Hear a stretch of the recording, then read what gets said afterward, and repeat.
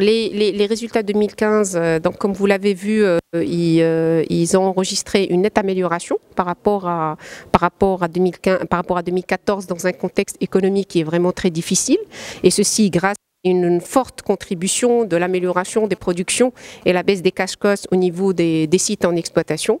Ça aussi, ça fait preuve, ça donne une preuve sur la proactivité et la capacité de résistance de notre groupe. Dont a toujours fait preuve notre groupe, surtout au moment difficile où les gens vraiment ne s'y attendent pas.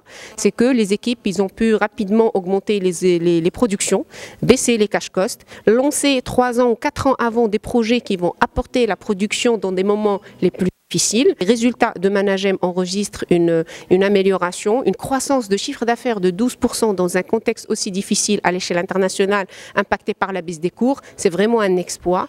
Surtout, et quand on parle chiffre d'affaires, ce qui est important aussi à noter, un groupe dans ce contexte difficile qui dégage un excédent brut d'exploitation de plus de 1,4 milliard avec une marge d'EBITDA de plus de 34%.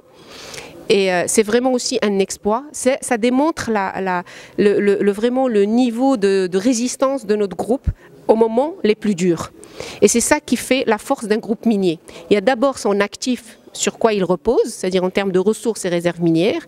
Et en deuxième lieu, il y a sa capacité de résistance à cette volatilité des cours et à cette variation des cours.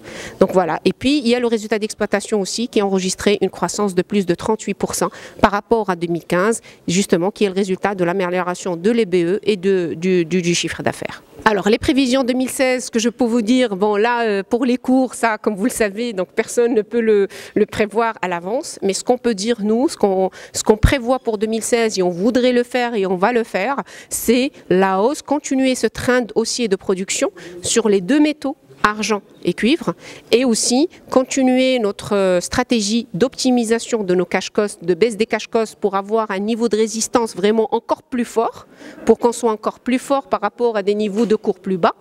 Et puis le troisième axe, c'est vraiment de rationaliser nos investissements par rapport et de les orienter vers là où il y a le plus de valeur ajoutée et qui peuvent apporter rapidement une production supplémentaire. Voilà, je vous en prie.